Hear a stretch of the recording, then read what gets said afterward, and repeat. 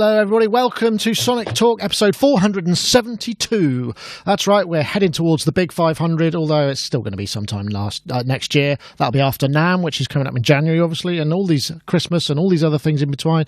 If you're wondering what I'm going on about, this is the show that's dedicated to music technology, music production, electronic music instruments, synthesizers, drum machines, software, all that kind of stuff, and all the sort of satellite-type subjects around it. So we do welcome you if you're interested in what we do. I think I'm welcoming our Facebook live stream as well, so I think it's all working, at least I hope it is. So hello to you. We're going to try and do this every week, assuming the technology works, but you can subscribe on YouTube, like us on Facebook, do all of those usual things, and come and check out the latest news, reviews and interviews on sonicstate.com.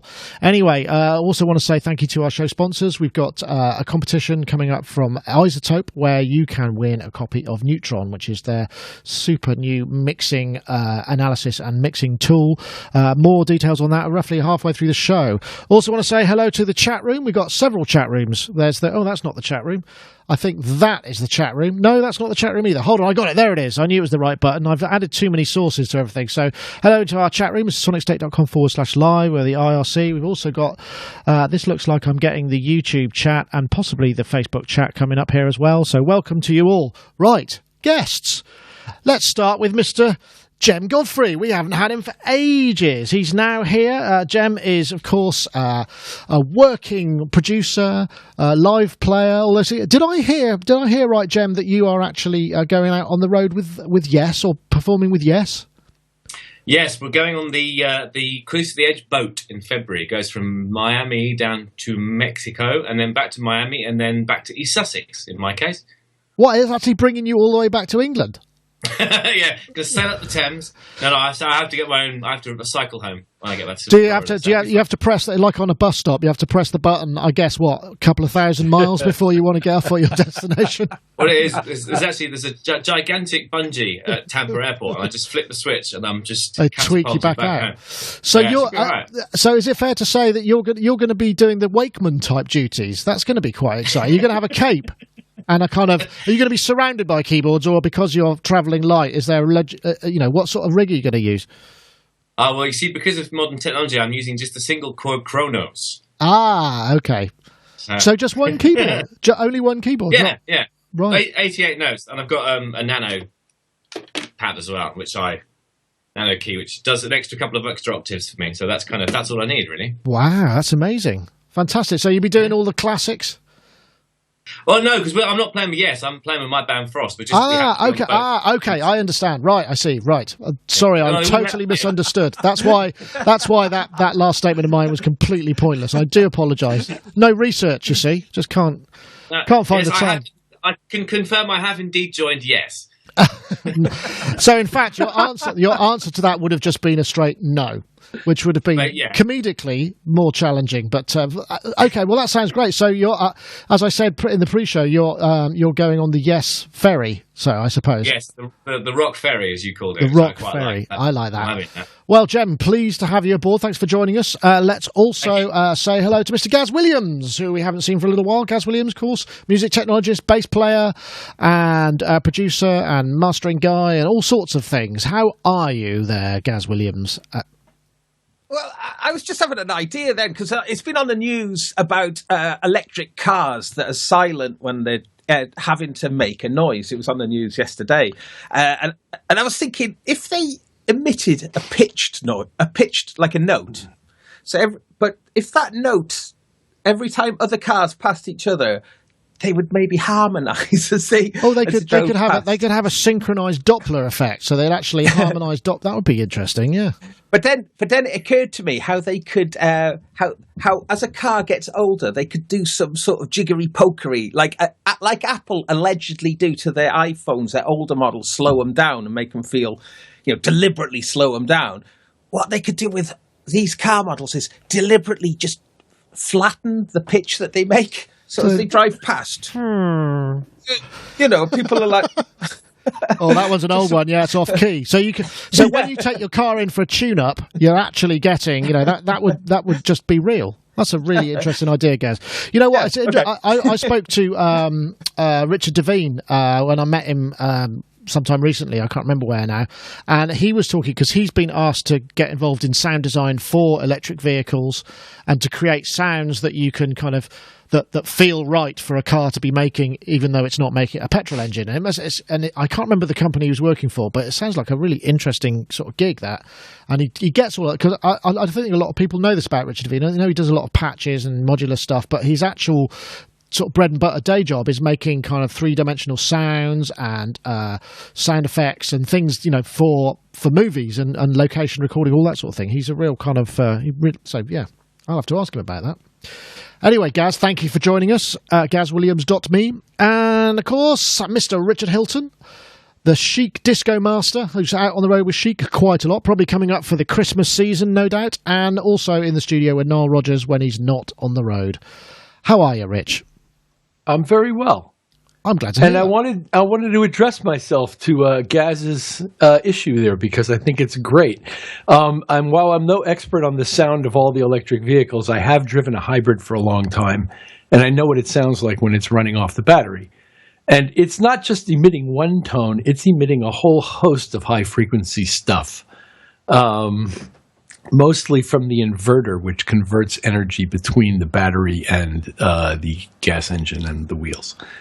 Huh. But that handles the electrical side of it. But anyway, they make all kinds of noises. And if you listen to electric vehicles like the bus system in Switzerland, in Montreux, and between Montreux and Vevey, they do make pitched noises, and they do have Doppler effects so that the pitches do actually change. But so how does that work, though? Because, it have to be relative to where you are, so it can't change the pitch relative to one person it's going past. It has to be... No. If you're standing on the side of the road or in your hotel room, and a couple of these go by in opposite directions, each of them is making a noise that is pitched. Ah, I see. Right, got you. Wow. That sounds like fun. I wonder, and that's the sort of thing I'd imagine has been done by design as well, because as we know, there's nothing more scary, because usually all you can hear is the sound of rubber on tarmac when an electric vehicle is approaching you, because you're used to hearing more of a noise. And I find that really just, because you look around and it's like, oh my goodness, it's like stealth. Well, with regards to the way it works in these electric vehicles, they're trying to abate this sound as much as possible, because it is most people don't notice a 9K whine. You know what I mean? Like, it's just not part of most people's vocabulary, and it doesn't sound like a pot banging on the floor of the kitchen. So it doesn't register with people who don't kind of do what a lot of us do. But there's a 9K whine, and there's higher frequencies than that come and go. It's got a whole freaking orchestra of high frequencies that come along with it. It does. And most people don't, you never hear anybody talking about it. And I figure it's because most people don't notice. Well, I guess also there's probably not so many electric vehicles.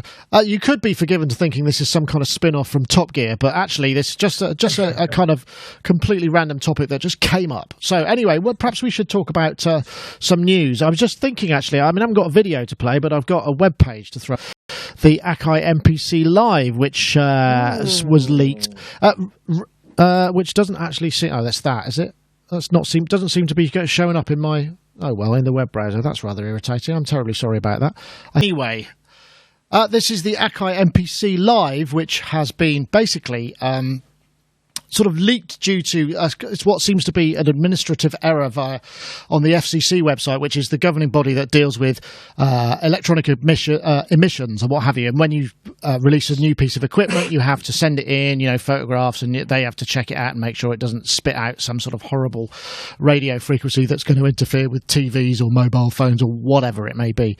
And it got kind of leaked. And I'm actually under NDA with Akai, but it does say in the NDA, as long as it's not in the public domain, and so I figured the FCC website is kind of public domain, so I took a chance and I wrote the story, because there were some photos that showed up first, which obviously I'm not getting in because for some reason I can't get my screen to take on the switcher, but you'll just have to forgive me with that.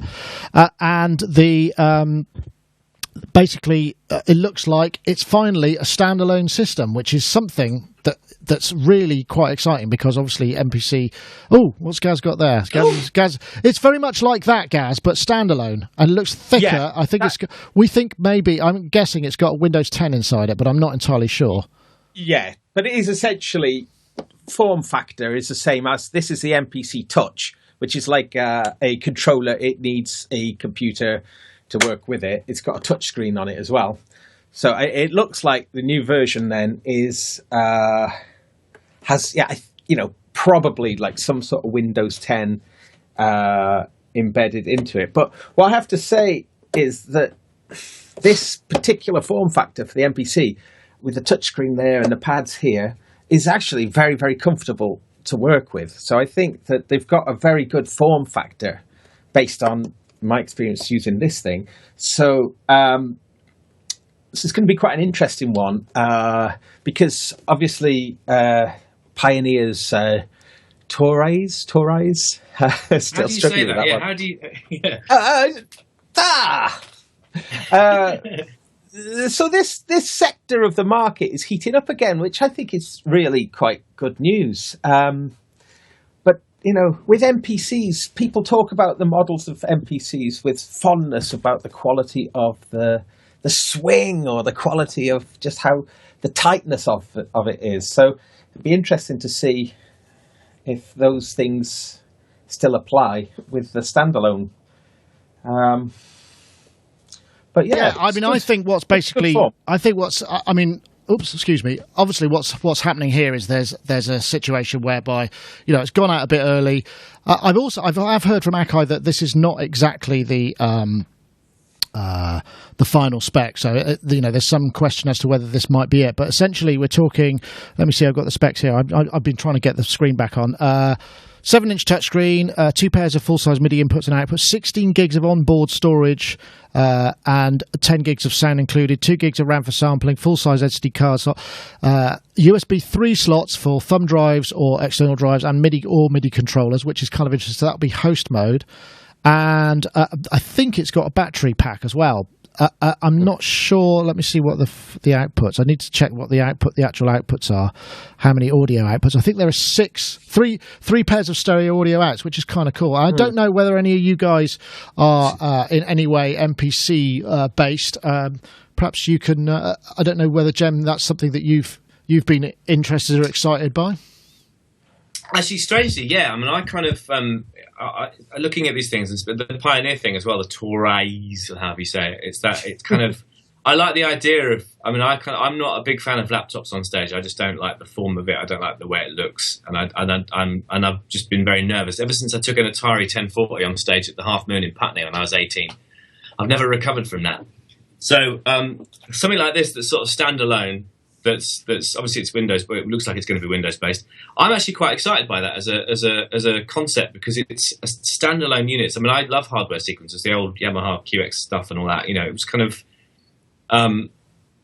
it could be useful. I wouldn't necessarily use it in a studio so much, obviously because of everything we have. But if you can just load up your box and take it on stage and have a sequencer running live, or just a way of being able to trigger samples, I think that would be something that would be actually quite interesting. It depends. I mean, in terms of it's the thing with the Pioneer, for example. What sort of put me off that was, I think, as far as I know, you can't do time signatures outside of 4/4 on it currently. What? I know the shock of it. It's just this thing. It's kind of.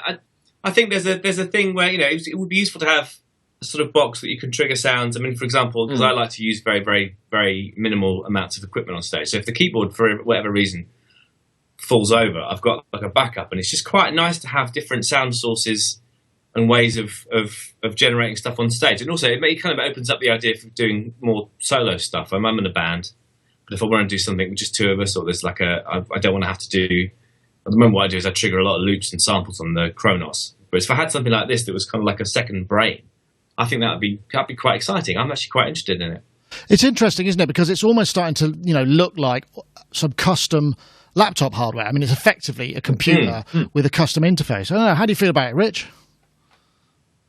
It looks very interesting as a product to me. What's the price? That hasn't been suggested price. I think the MPC Touch is what? Is it about 500 quid? So that'd be about $600, something like that. So I'm guessing. Okay. I don't know. I mean, for the live, that's obviously got a lot more going on inside. I mean, we'll run the full version of MPC Touch of MPC software, so you could run it internally or use it as a controller. So I don't know. I mean, it's total guess, but it's going to be, I'd imagine, a bunch more than $500 or $600, right? Yeah. So I'm guessing. I don't know, but it looks like a really nice product, and all the things Jim said make sense to me, and all the reasons why guys who are button-driven dudes might like to have something that's as complete a quote-unquote workstation as that. I know that's sort of a dirty word these days, but you know what I mean. Some form of full production. You can do a full sort of production concept within, I would think, that screen and those pads. And people will get fluent at it and really good at it. And I'm sure it's down to what they think it feels like as compared to what they like. And because I'm not that guy, I don't really have an opinion about that. It's funny, isn't it? I don't know why it's taken so long, because when I was looking back, we did see there was a thing about Windows 10 being shown in Akai hardware, and that was like 2014. So it's obviously considerably more work to kind of create something like this going than we initially thought. But I think it could change a lot of things, because with that amount of sample RAM and that amount of streaming stuff, I mean, that's really quite a big deal in terms of what you could do. I mean, can you imagine, Gaz? I mean, that live is going to be really good fun, right? Yeah, absolutely. And it is interesting, isn't it? Because it's been a few years now since there's been a physical, a standalone MPC. Well, the MPC 5000, I think, was the last one, wasn't it? Was it 5000? And that one was, promised a lot, but was actually a bit of isn't one of the most favourite ones. But I think what's brilliant about this new one is how relatively compact it is, and the compact form of it isn't a compromise to the actual playability. The grid is still the same size as what it would be on a much bigger unit, So so I think they've got a brilliant one here, because it's going to just fit into people's laptop bags. I think. But there's all sorts of rumours flying around as well about this not being the only one. Well, yeah. Oh, you think? There's a bigger one, isn't there, as well? Oh, really? What, like the 2000 XL with all of the kind of tilted screen and what have you? There's more. Yeah, there's more like a sort of trad MPC looking one, I think.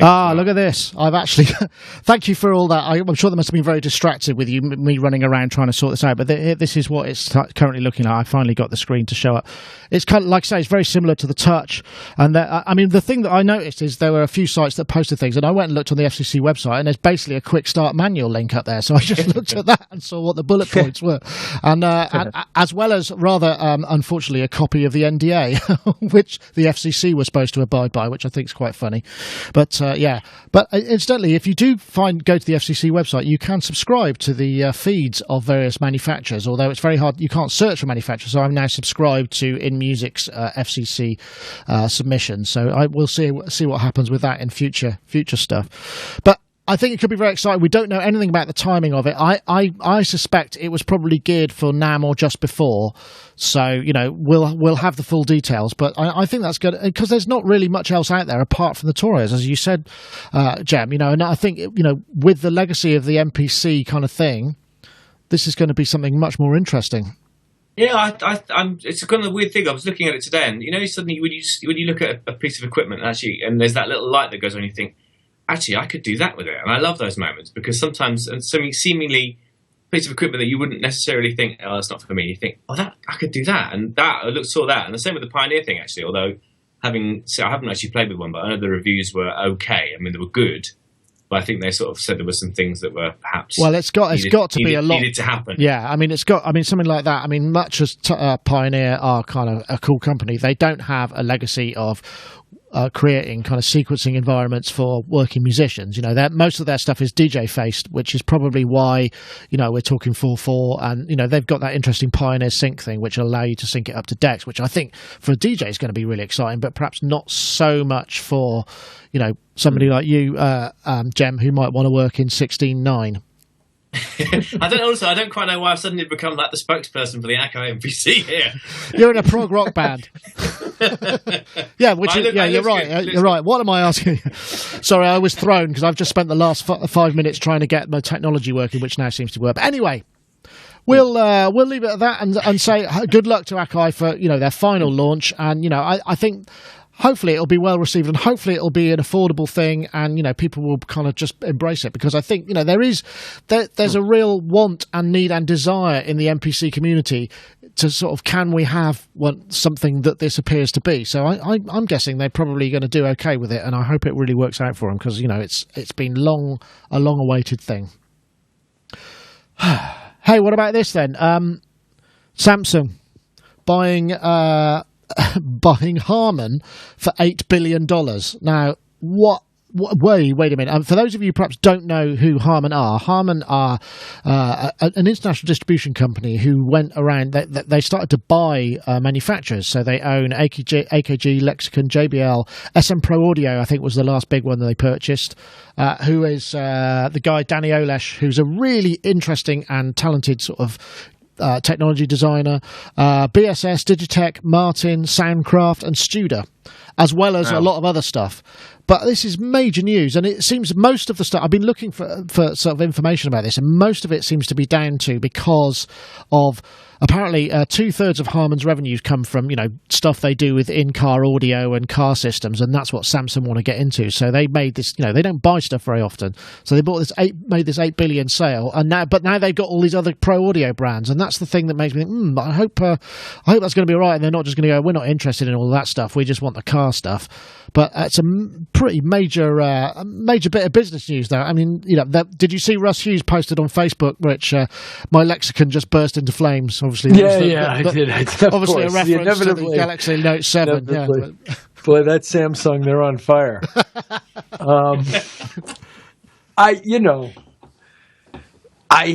don't know what to say about corporate mergers outside of the residual effects that we'll find out about over the coming months. Yeah, I suppose so. Hopefully this doesn't cost a whole ton of people their jobs.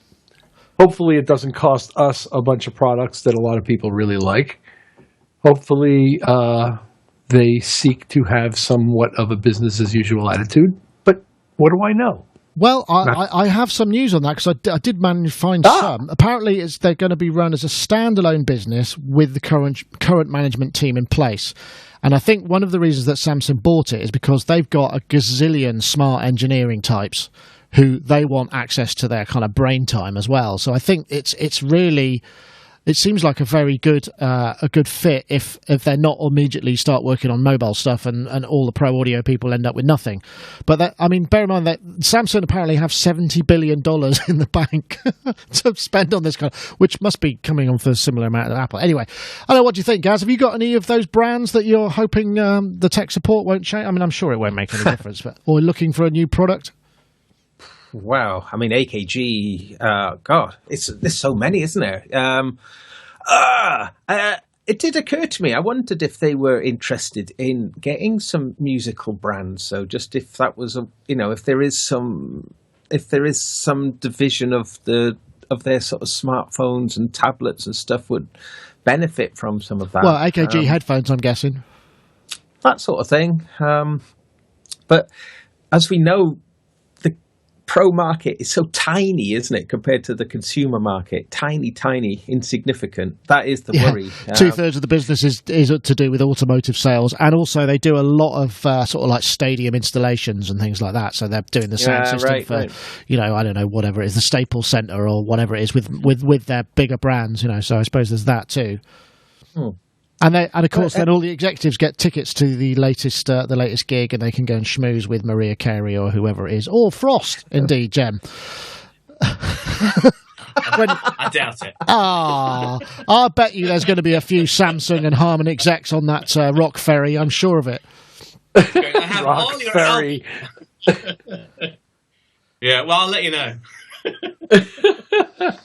I don't know. I mean, often these things don't go well, but one can only hope that perhaps this is going to be all right, and we'll just continue to see products. Because I mean, a lot of those brands used to, or at least felt like they had a bit more. They were more upfront. Like Lexicon certainly used to be a lot more have a lot more of a product turnover and a lot more products coming out. And now it feels like, I mean, they still obviously make stuff, but it's just not not at quite the same level. So I don't know if that's just my perception or whether that's just the sort of product ranges they're into. I don't know. It feels like the Lexicon name has been really downgraded, hasn't it? Over, like think how amazing that name was 20 years ago, Lexicon. It was just like, whoa.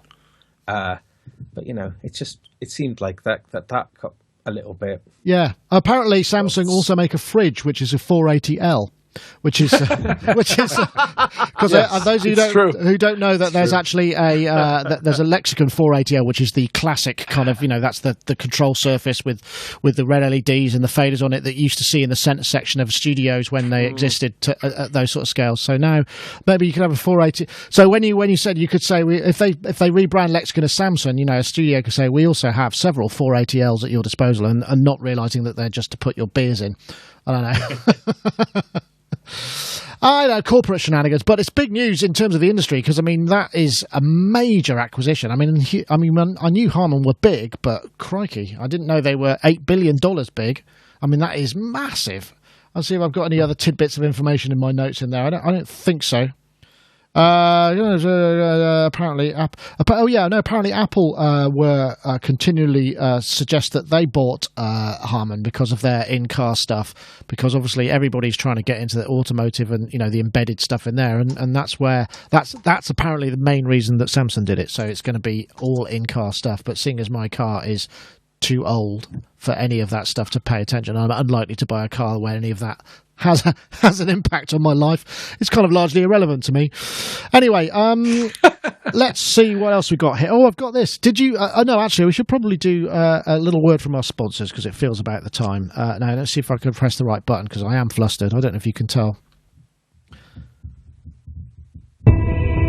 Here we go. This is the iZotope Neutron, which is astonishing suite of analysis and mixing tools that allows you to basically analyze the mix, the frequency content of the mix, and it makes suggestions as to what you should use to get rid of competing frequencies and maybe points of crossover. It's a really powerful system, and people have been raving about it, and we're giving one away this week.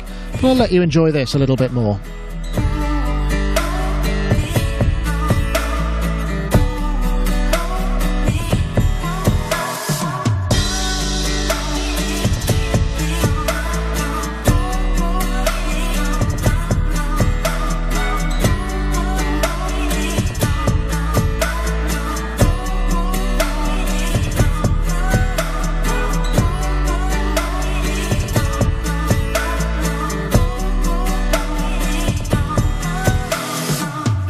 I'll leave it there, but if you want to check out iZotope Neutron, basically go to izotope.com/neutron. As ever, they've got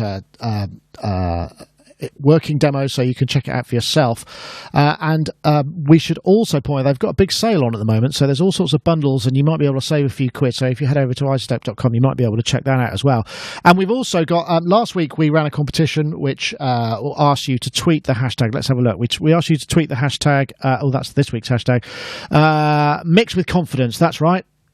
And the winner from that was a chap called Native Layer at native_layer. They tweeted the hashtags that we asked for, and that means that they are actually going to be able to get a copy of Neutron. They just need to get in touch, and the iZotope people will pop that into their account, and there you go. We've got a winner. We're going to have another one this week, and I've just got to basically I've had a slight mishap here because my document is undone to the hashtag that I put in last week and not the one I put this week. So now I've got to try and think who can think of a hashtag that we should have for this week's show for iZotope.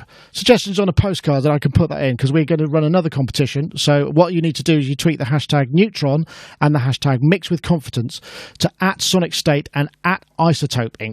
We'll go with just no hashtag. That's the easiest thing. So this is the competition this week.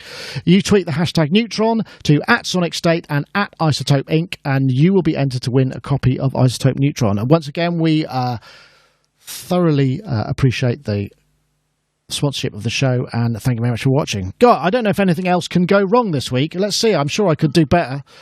So let's see. What have we got going on as our next topic this week? Yes, this is the Oops. this is the 2016 Adobe Developer Conference, where they were Okay, how can we let the dogs out? a very matey production, which I guess if you don't know the people might not mean much to you, but essentially what it allows you to do is, it's a bit like Votalk. It analyzes incoming audio, allows you to type. Dogs here.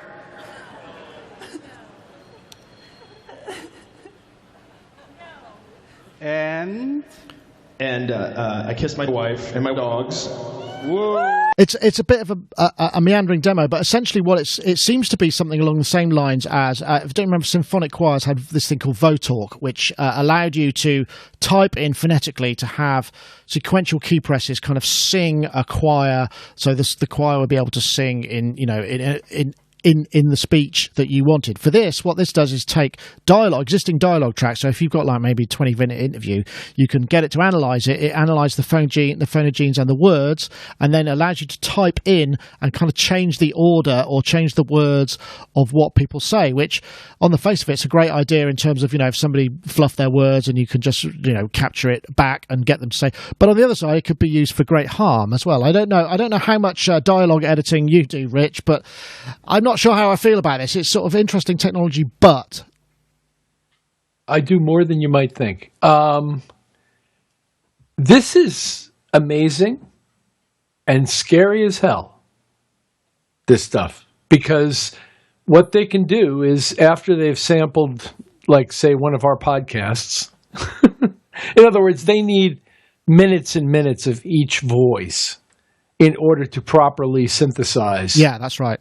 That voice. So what he does is he shows you this whole sort of hocus pocus, and he's very entertaining, and it's fun, actually a fun demo to watch. But then when he starts typing words in that weren't part of the original script, and it's saying those, Yeah. with that guy's voice, that is some scary stuff. And I don't know what you do about that.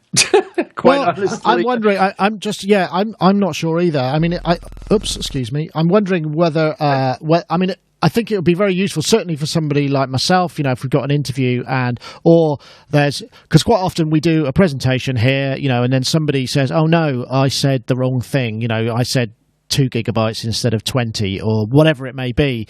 Those are I could see that being in video. I mean, it's if it sounds convincing, you might not notice slip of the lips. So I could see, used for good in my case, but I'm wondering whether or not it's likely to ever see the light of day, because in terms of developer conference, this thing is essentially, it's like maybe a couple of years out. They haven't got it going yet. I don't know. What do you think, Gaz? Well, it's really interesting, and I think what Rich says is just is quite chilling, really. So I mean, yeah. We'll now do the whole podcast through the medium of mime. Well, I mean, it is a bit glitchy, isn't it? When it's not entirely convincing, but it's still very, the thing is very effective, and God, the old adage of the camera never lies was kind of disproven a long time ago, and now this completes that. Not completes it, but just furthers that whole idea of anything that's captured digitally having I suppose any sort of reality to it. It could be completely fictionalized.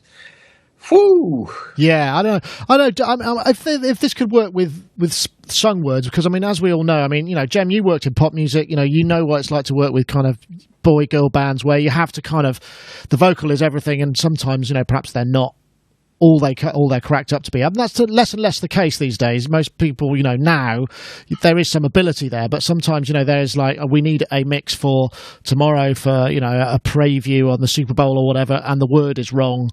You could see a use for it in those cases if it could handle the sung voice. I mean, because you're manipulating pitch and time anyway. What's the difference, right? Yeah, it's kind of. I mean, it's. I was actually looking through the comments on the page that presentation was on, and overwhelmingly people were freaked out in a kind of not in a good way. That was the kind of, it was just thinking, oh, this isn't gonna be dangerous if it's released into the public domain. I think with music, I would hope that if you know what you're doing, you'd kind of make sure you've got all the stuff you need when you're doing the recording session. Sure. I mean, I don't know. But you know how it is. Some word that you might use in a lyric, and then suddenly, an outlying territory says, "Oh no, that word means something really, really bad in our language. You need to change that." And it's like, okay, how do we do that? I suppose that sort of thing does happen from time to time, right? Yeah, but I think the spoken word and the sung sort of voice. I mean, I would imagine that I'm not sure which one would be more difficult. But I imagine maybe the spoken word would be more difficult because it's a more complicated inflection when you're talking than if you're just singing a straight note. I don't know. I mean, there have been times when we've had to replace words and we've gone up to the mic and gone like that, just at the big crash cymbal, and kind of hope. But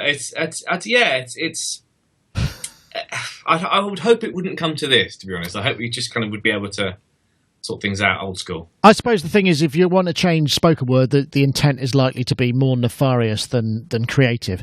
I'd just like to point out in the chat room, there's an awesome comment from BassX, which is Leonard Coherent, which I think is an absolutely brilliant word. Even giving the sad news of obviously Leonard's passing, but I just think what a great word gag there.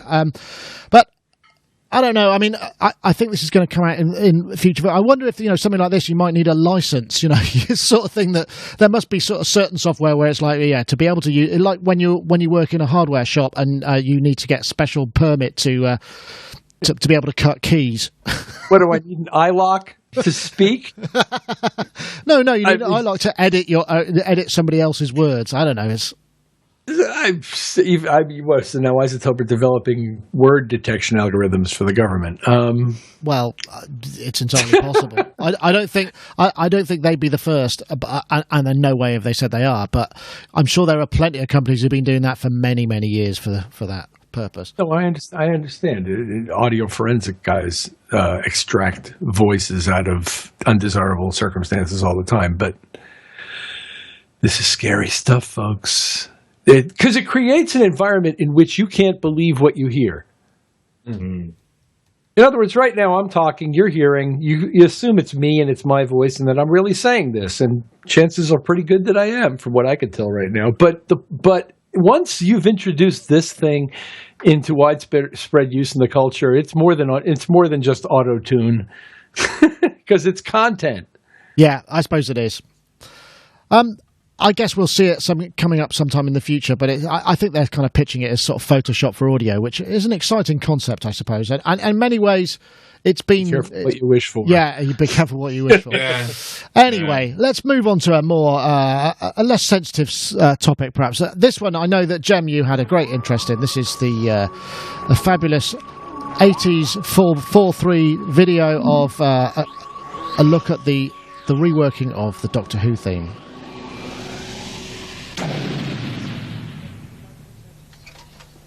Hello, Tim. Good morning, Peter.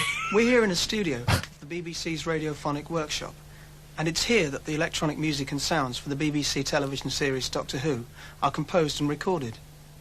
That music you were just hearing is the signature tune to Doctor Who, and Peter Howell, who is one of the 6 composers who work here, is going to show us how he created and recorded. He looks comfortable. Music. Well, just in case there's anybody out there who really doesn't know what it looks like or sounds like, this is actually what you see on the programme. I'll fast forward a bit because we get into, there's a bit of CS80 action. Yeah. Going, there we are.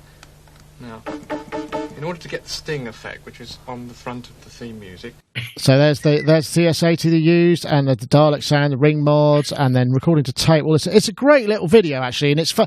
But the thing that was so funny about it, it's got the CS80 there, it's got ARP Odyssey, but the thing was, it was basically everything, every single sound. I mean, there are only 2 or 3 on the CS80. He just starts with, it's this preset, and I just changed this a little bit. It was all kind of CS80 presets. Now, Jem, you've got a story because you know one of those people. Was it? Yeah, the callow youth going, "Hello, Peter, and what is it that you're doing today on this marvellous Yamaha synthesizer?" That's actually my best mate, Tim, Awesome. What was his name? Tim what? Tim Whitnell. I unearthed this about 2-3 years ago. And I said to him, and he died with embarrassment because it's that sort of early 80s. Well, here we are in the Radiophonic Workshop, and you have a tape recorder. And what does this do? It's a multi-track recorder. I see. And what do you do? And it's I love that kind of that BBC children kind of. It's just so funny. I have to say, I think you did a really good job because they covered a lot of ground in essentially what was only 6 minutes. So yeah, good work. Well, he kind of apparently it took Peter. It took him 6 weeks to put it together. I was reading up on it this afternoon before. 6 weeks? How nice would that be? But then there's a bit where he's got like an old Odyssey, and he's trying to get the lead sound, and it's just it's actually quite fascinating because you realise that it's all. There's 6 weeks, a lot of care went into it. But as you say, it's quite funny that it's actually just a lot of presets. Yeah, 6 weeks. I guess, I mean, you got to write the stuff as well. But yeah, geez, 6 weeks to put the... sorry, that was 6 weeks to put the track together, wasn't it? So that's how long it took them. Yeah, wow, that's epic. But it is iconic, so I suppose that's allowed, isn't it? But then you think about how... Go on, sorry, guys.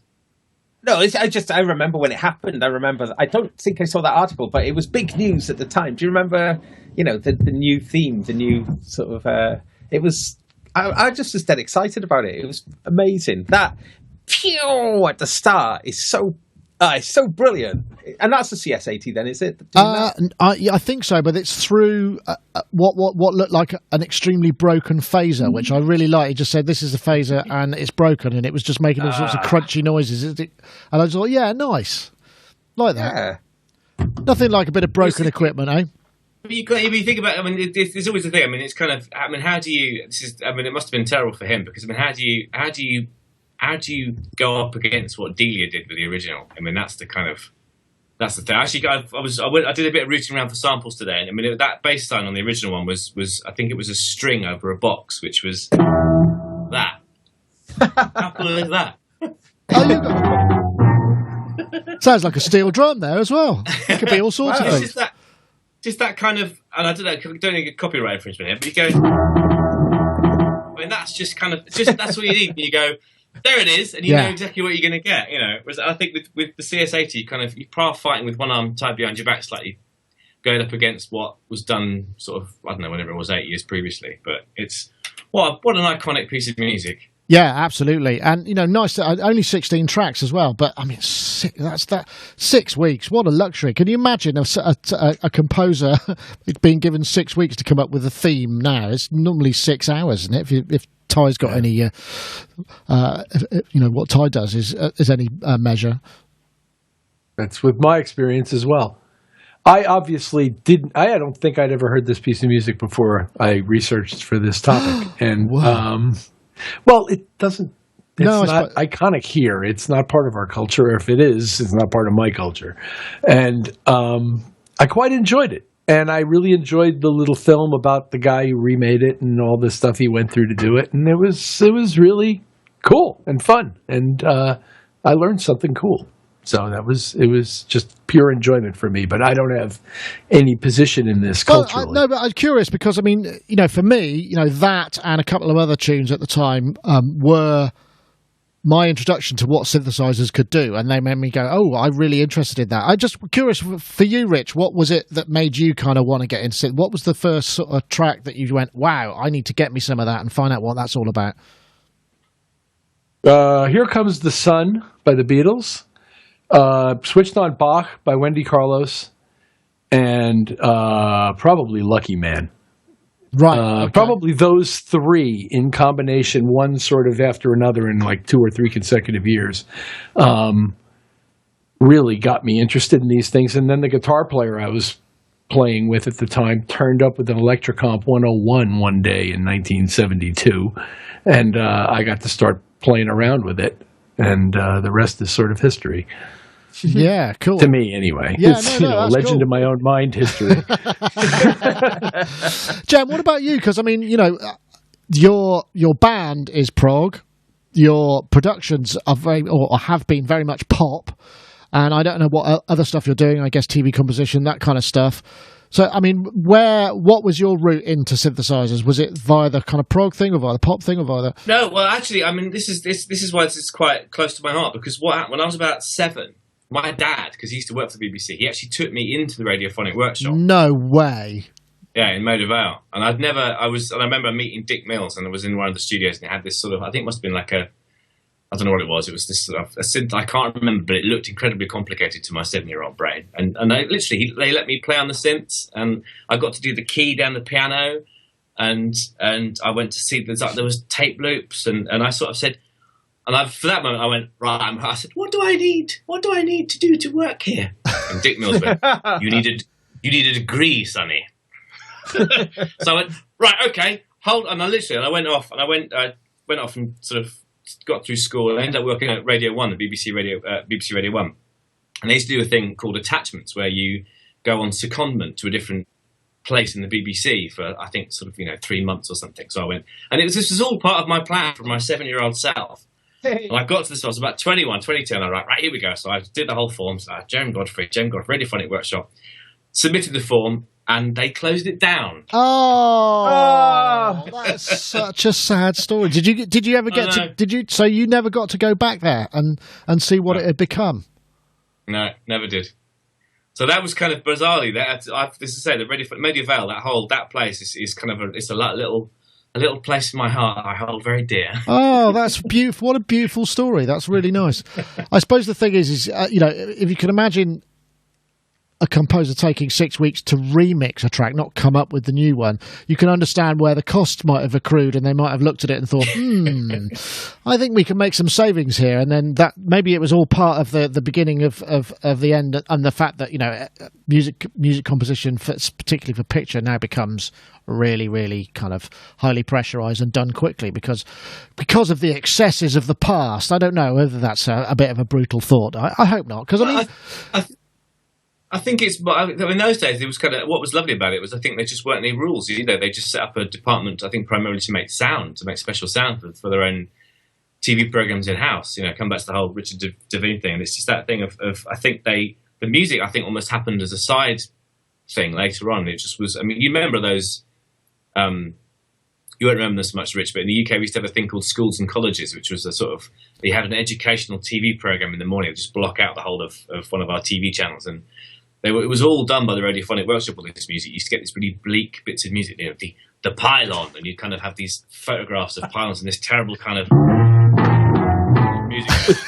And it just had that atmosphere, and it was that sort of. That was just, and it's such a part of our childhood in the UK, I think, of people of a certain age.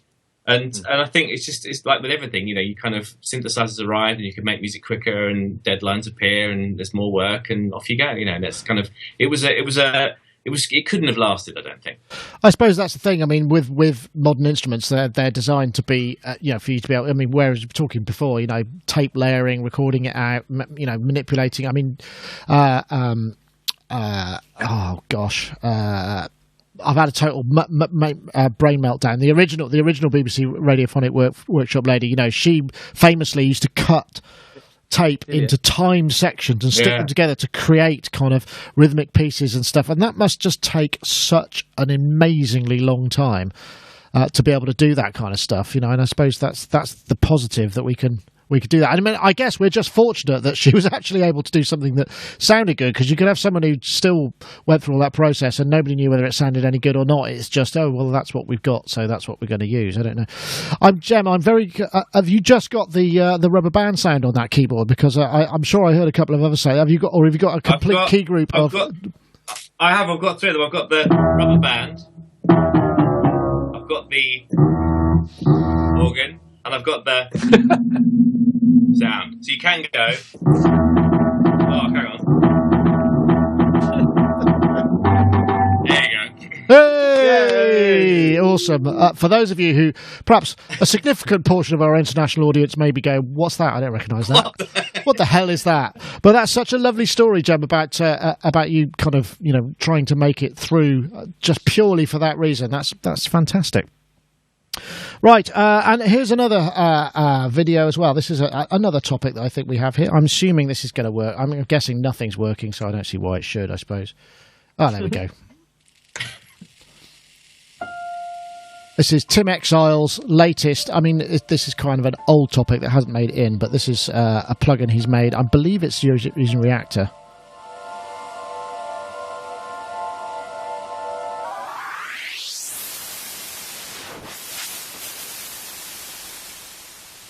I think it's a free... is it free? I think it is, actually. And it's just long, granular delays and reverbs and all sorts of things, so you can create these sort of sonic textures, which I'm a big fan of. Cover up a multitude of sins, a big wash of harmonically rich drone. Ah, beautiful. So yes, this is Tim Exile. It's called Slow, I believe, and it's just basically a free one. You have to sign up for his mailing list. I think you go to... I'll put a link in the show notes and you can check it out. But it's kind of this proliferation of these ideas of creating sort of washes and things that you can put sound into and then amalgamate. I mean, it's almost like a granular thing, isn't it, Gaz? And I know because you've looked at what was the sampler that you really dug on the iOS, which was kind of similar in many ways. Was it Sampler? Sampler without the E? Without an E. Yeah. Yeah. Ah, it's amazing. Still amazing. I still use it regularly. That's still, I think, my ultimate iOS app.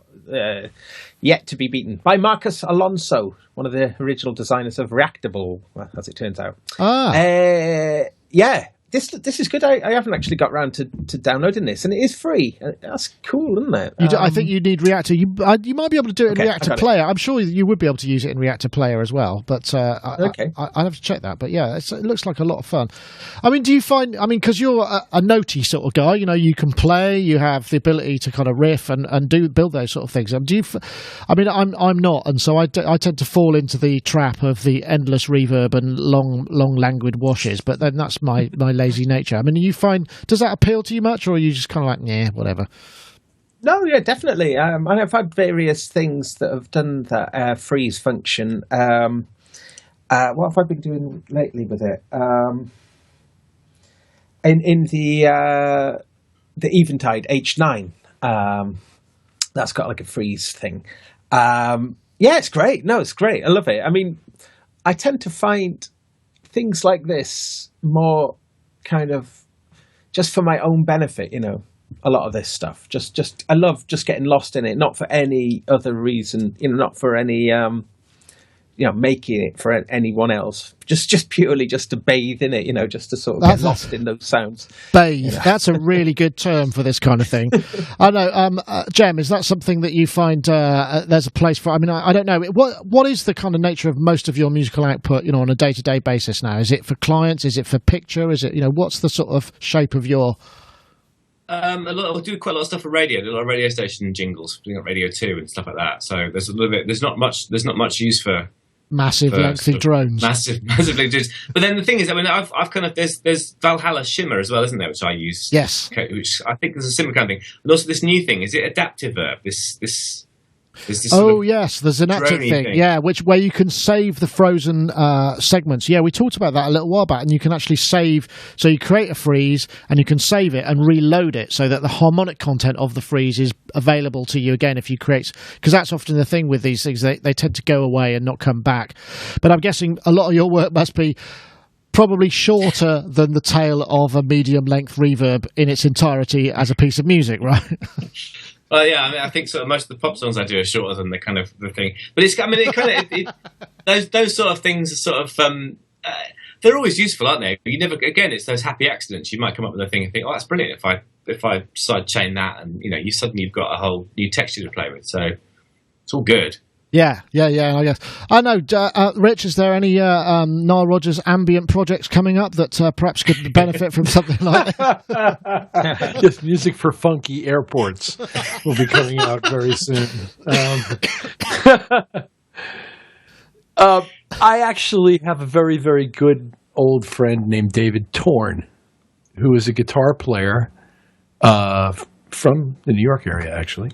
And who is very, very well known for his sort of textural approach, and who does not use it by way of laziness at all, because this guy can play guitar like a combination of Ornette Coleman and Jimi Hendrix. I mean, he's a ridiculously talented player in a conventional way if he wants to be, but he actually rarely wants to be, and uses this sort of textural thing very well to his advantage and has done for decades now. And I suspect he would be very impressed with this product because I was. It does a lot of the kind of stuff he's doing in hardware on stage with his guitar, often in solo context, but sometimes in small groups. And I think it's fascinating when it's done well. I think the difficulty I always find with it is once you've built up a layer of this kind of stuff, harmonically it's very difficult to go anywhere else because it's almost like having a pedal note. So you can only generally work over a drone. I mean, I'm doing it now. I'm working on the live set that I've got a gig on the 3rd of December in Winchester at the Railway Inn, and I'm trying to flesh out some of those stuff, and I'm starting to use that sort of freeze and that kind of thing, and it's like, oh, this is great, and it's like, but where can I go with that? I think that's the thing about the Synaptic thing that you mentioned. It'll follow the key, so you can change the input, and it'll actually sort of adjust itself. And this thing allows you once you've set up some sort of thing, you could turn one of those controls and change its pitch. And Torn's rig allows him to do that too on stage. So he can actually move in parallel motion the harmony of what he has created in this texture, or he can copy it and have it in 2 different pitches. And he does things to get harmonic motion. No, that's cool. Here's a question for you. This is via the chat room. This is CL Ghost. So what is the funkiest airport? As you brought it up, Rich, Schiphol. Would you say that Schiphol is the funkiest airport? Yeah, definitely the funkiest airport in the world. That's pretty fun. I don't know. I think is it Madrid. Madrid. Okay, Madrid Airport. I don't know. What do you think, Rich? Some of the Japanese ones are pretty cool. Based on my experience there last year, I would have to say Istanbul. Oh. Okay, all right. Because I was there during the terrorist attack, not in the airport, but in Istanbul, and I had been in the airport a few hours previously. Okay. So that would rank as the funkiest airport to me. Okay, I got you. I'm just trying to think. What's the one in the new one in Japan? Is it Narita Airport? Is that No, Narita is the old one. There's one. They've made Haneda. It's Haneda is the name of it, and it's been there for a long time, but they're expanding it. Well, Narita seemed very futuristic to me when I went about 15 years ago. So I guess back then maybe it wasn't so old, but it still looked. No, you want futuristic. You want to see the airport in Dubai or the airport in Hong Kong. Those are both, and Shanghai doesn't suck either. But the airports in Dubai and in Hong Kong are pretty darn spanking new, modern, cool. I always feel like it's one of those ones you want to wear Heelys at and just kind of like zoom along on those polished concrete floors for miles and miles and miles. Oh, this is not very music technology, but why not? The last thing, I wouldn't mind. Can I just also lastly nominate Arlanda Airport in Sweden, because there used to be a big sign when you come through arrivals. It used to say "Sweden welcomes smokers." Bizarre. And then presumably there was a tobacco concession stand shortly after that. And then just amazingly, yeah. Tobacco and herring, perhaps. Yeah. Well, guys, I think we've come to the end of our topics. Unless there's any other business, I mean, it's not the longest of shows we've ever done. So I don't know if anyone's got anything they would like to bring up before we head off into the sunset. Gaz, you've often got something coming into. I might have to quiz you about any new purchases as well, Jem, just in case. But Gaz, you go first.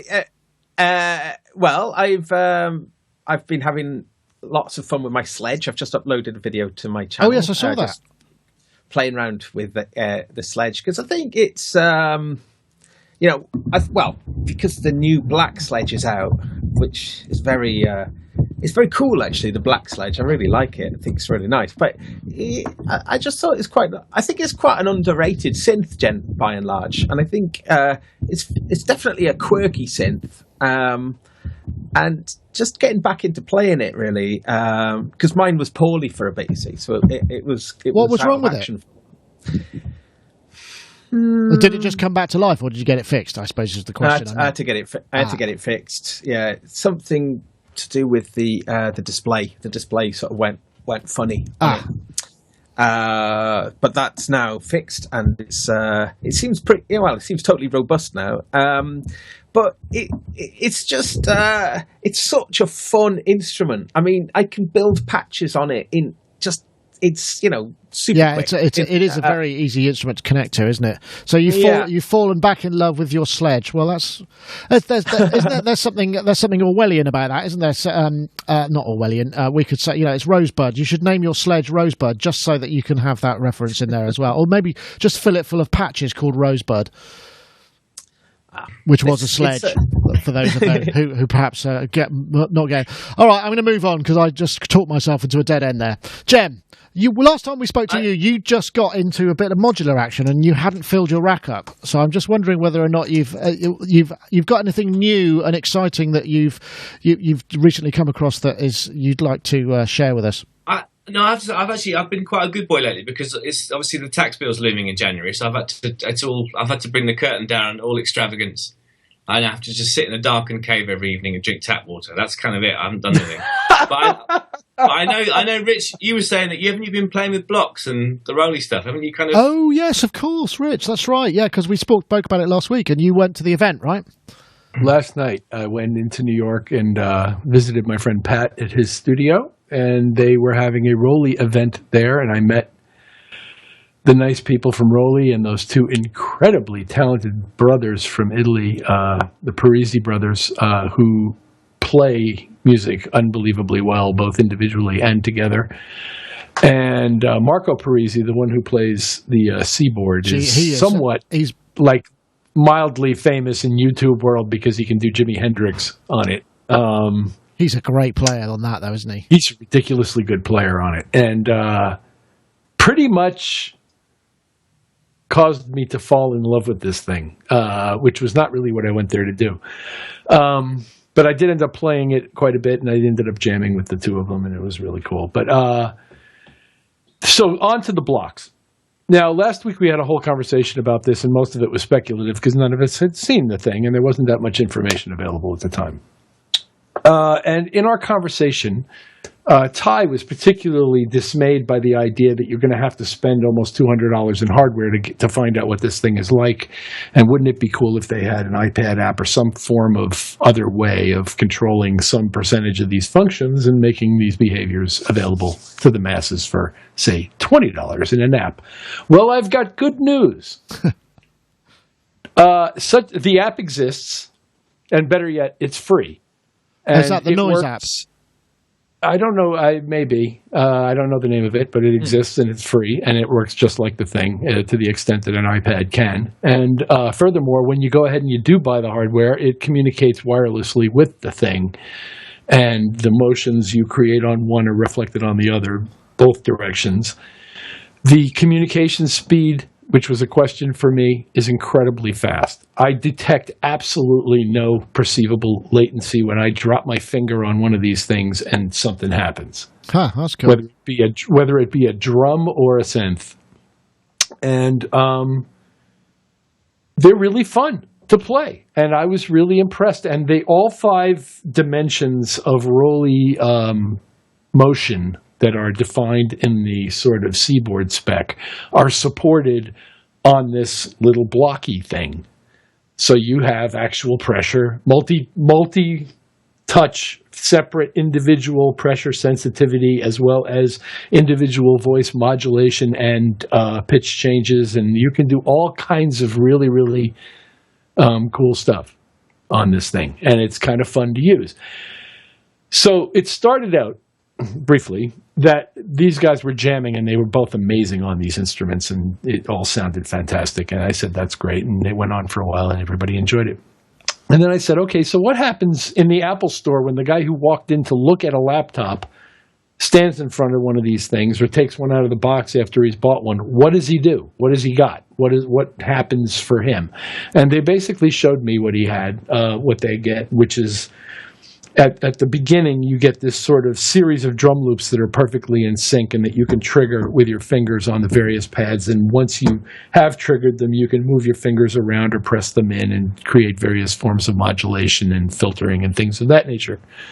And I'm very interested to see how this goes because it's complicated. You're introducing basically a new instrument, not just a new product into an existing instrument category. Although I guess guys who play drums with their fingers on button pads are probably going to be really good on this thing right away. I'm just going to throw this picture up because obviously not everybody would know what we're talking about. This was the Roly Blocks thing, which came out, and it wasn't clear, but apparently, there was an article that was posted on our site actually, which said, you can hook them up via USB. The MIDI will go out and talk into computers as well, so you do get that aspect. I'm curious about the because you tried the Seaboard as well, and yes. That was the thing that was that the thing that you found interesting in terms of the expressive possibilities, I suppose. I started writing a letter to the North Pole right away. Excellent.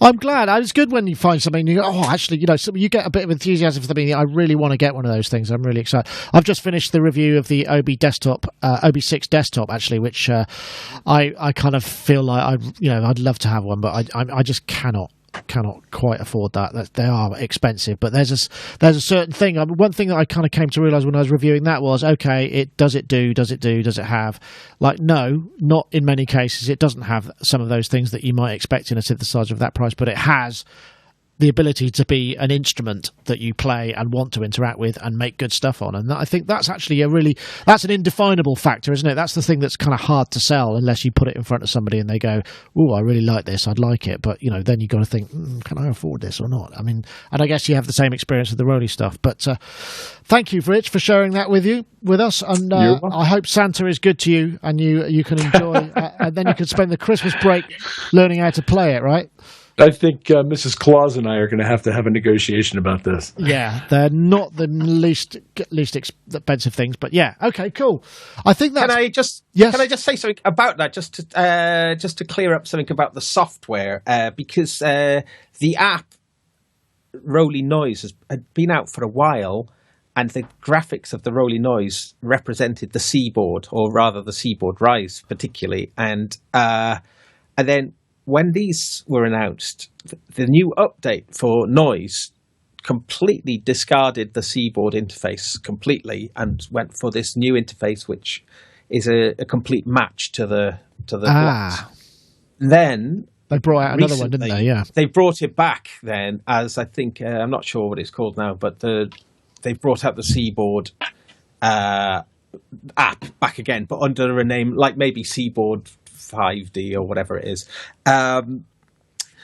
So, and the fact that the app is free does let you have a good look at it. And I have to say right now, because I'm interested in this sort of stuff, right now, the fact that app is the only real thing that you would get if you got one of these. I mean, yes, you're right. You could hack it a little bit. Well, no, you can connect with the Equator synth as well. No, it's a generic MIDI controller as well. It does send MIDI out to you.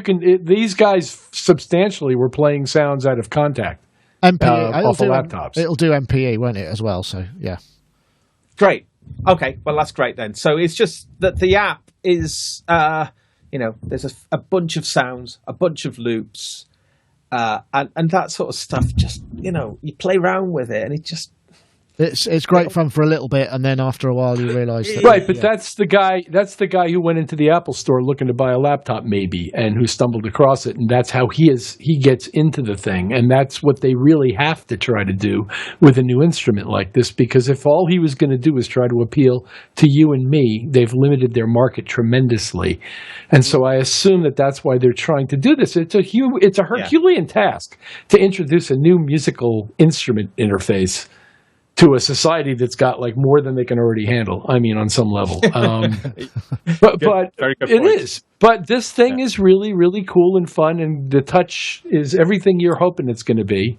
And the way you can operate on different axes and make different kinds of modifications to a single sound while you're holding on to it is really cool and unique. And I respect what they're doing. I really do. And I got to tell you, those guys, the Parisi brothers, blew me away with their demos. Wow. Yeah, no, they are really, really good. I know we did spend quite a lot of time on the Rolly stuff last week, and I know a substantial amount of that was Ty's opinion on it, which, it didn't work for him, although he's a big fan of the other Rolly stuff, so in his defence. So, yeah.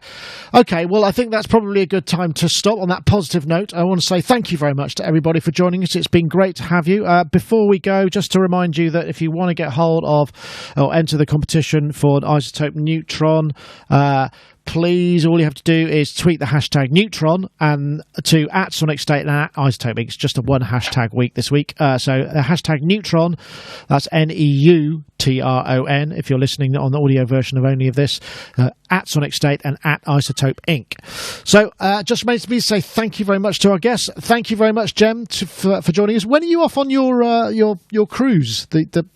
Is that soon? It's February time. Oh, yes, February, 80, did say. 80 days. I'm just going to say, everything Ty said last week, don't worry, we can change it all with Adobe Voco. Fine. That's true, yes, I suppose you couldn't you? But, Jem, thank you very much for joining us. It's a pleasure to have you on. I know you're a busy guy, and it's good to have you when you can make it. So please do come back.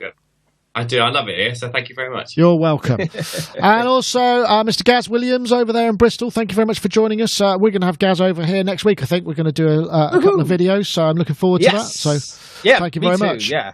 Okay, thank you very much. I'm looking for I think we need to get a picture of you and Cuckoo together. Your hair length and beard size are really, really similar now.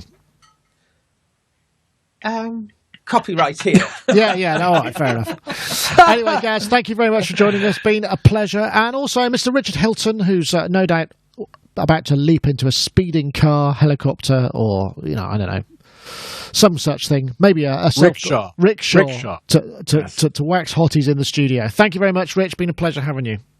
Thank you, and it's been great to see you guys. Right, okay, that's it for this week. I want to say thank you very much for watching. Remember, I think this, hopefully the Facebook live stream has been holding up. Thank you very much for watching on that. Don't forget to subscribe if you want to see our other content. We don't put everything on Facebook. Subscribe to our YouTube channel, and also come by the site and check out our reviews. We've got a bunch of stuff coming up. That's it for this week. Thank you very much for watching. See you next time.